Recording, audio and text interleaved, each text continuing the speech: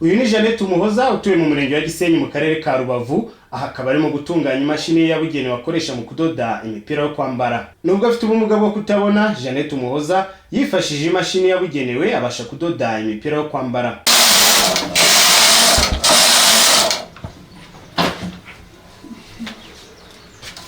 Muramba ndi kubora ko bisaba gukongo uri gukontora nkatwe tuba tutari kureba, urabona ko nkoresha intoki cyane umutwe. Nakanga ndi kuvuga kama agapira gatangiye gusohoka.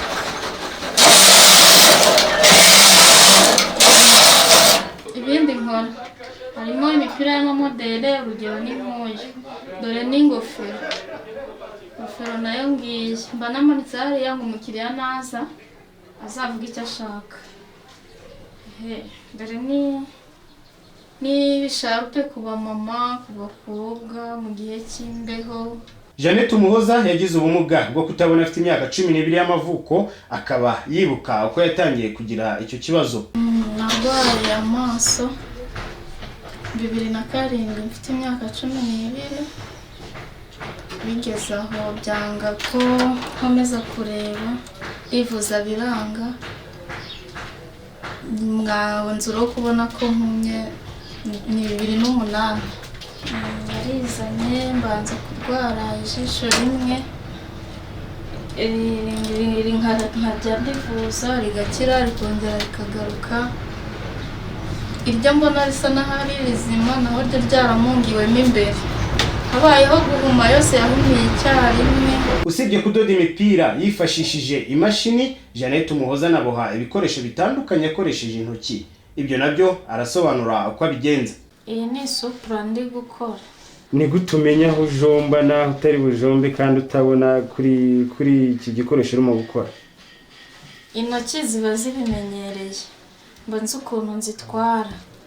Nk'ubu ngubu hano urabona ko natoboreye, hano urabona ukuntu urudodo rwagiye, mba nzi ko ndi bumanukira aha ngatoborera, ndabikurikiranye kugira ngo negeranye ntanataruka. Gushyira urudodo mu rushinge byo biragoye, ntabwo byapfa gushoboka ku muntu utabona. Nkuko hano ari muri atelier harimo abantu benshi, niyambaza abandi bakarunshyiriramo nanjye ngakomeza.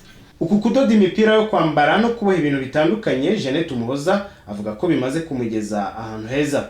Basha kwibonera isabune yo gukaraba, basha kwigurira umwenda, icyo nkeneye cyose ndakiha.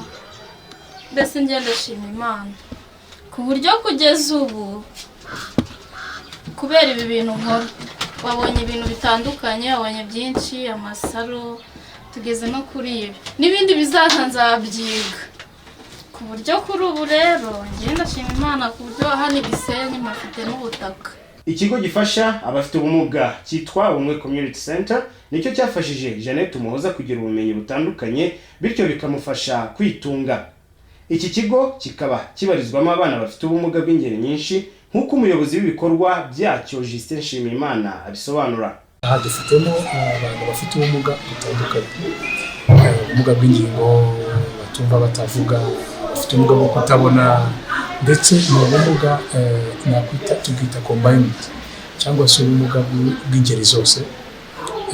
Bitewe rero n'ingeri y'ubumuga umuntu afite, nibwo tumenya orientation cyangwa se aho turi bumuherekeze, ibyo turi bumufashe bitewe n'ibyo akunze, bitewe n'ubumuga afite. Ikigo Umwuga Community Center cyashinzwe n'abagabo babiri, umwe ufite ubumuga bw'ingingo n'undi utabufite. Mu myaka 15 ishize nibwo iki kigo cyashinzwe.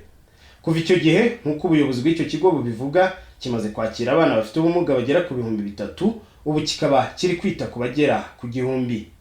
Jean Baptiste Mico Myiza, Ijwi ry'Amerika, i Kigali.